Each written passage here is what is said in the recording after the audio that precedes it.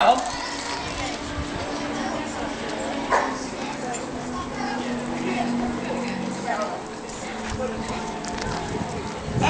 so with my dogs, all of my dogs are trained through positive reward-based training. So I use treats or I use toys to motivate them, alright? So this is the way, this is like their payment, alright? So this is how I pay my dogs for doing the behaviours that I want. So the first thing that I'm going to make the dog aware of is that I've got treats on me. So she gets a treat just for staying here with me and engaging with me. The next thing I'm going to teach her to do is to sit. So the way we teach our dogs to sit is treat under the nose, lift the treat up, sit. And the dog's bum will naturally go down into a sitting position. Okay? So I've not had to push her, I've not had to pull her, I've not had to be forceful with her. So now, and then she gets the reward when she does it. A down is slightly harder to train. A lot of dogs won't like to lie down, and they won't like to lie down in an environment like this because laying down makes them very vulnerable. So a lot of people think their dogs are being naughty because they won't lay down in training classes, and they won't lay down out in the field or when another dog is present. But actually all they're doing is worrying a bit. So we have to sympathise with this. So I'm hoping that Tess isn't too worried and she'll show us a down. So the way we ask our dogs to down, and it does take a little bit of time, is we go from the sit to the down. Treat goes under the dog's nose, the hand goes in a straight line to the floor, and we wait for the dog to offer the behaviour. Once they're in a down, we say the word and reward. Okay? Now where a lot of people go wrong again is dogs in a sit, sit, Tess, sit, sit. Collies.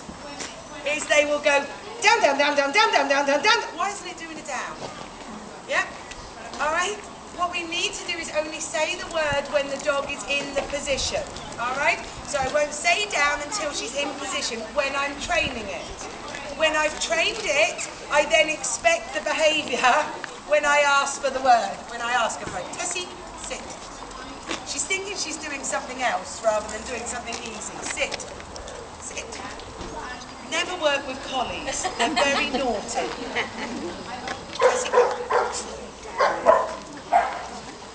So for Tess, because Tess competes, she does competition work, a lot of the stuff I train her is beside me.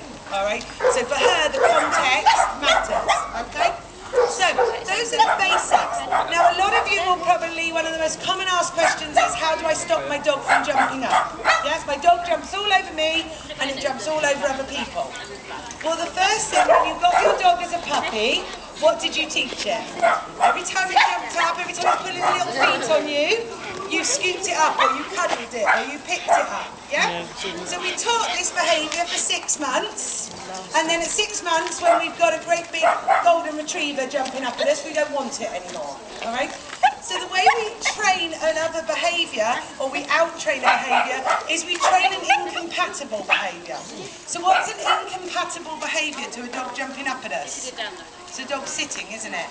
So if you teach your dog to sit for everything it gets from you, so it sits before it has the lead on, it sits before it has its food, it sits before it walks out of the door, what the dog will learn then is the way I get rewarded from people is sitting. Okay? And they will automatically default into those behaviours rather than jumping all over them. Alright? So the next thing we want to talk about is how many people have dogs that drag them down the road on the end of the lead. Yeah? Okay. So the way we want to train that is there's a number of ways of training this. And I may have to put the mic down in a minute and just shout at you, alright? So I'm going to need both hands, alright?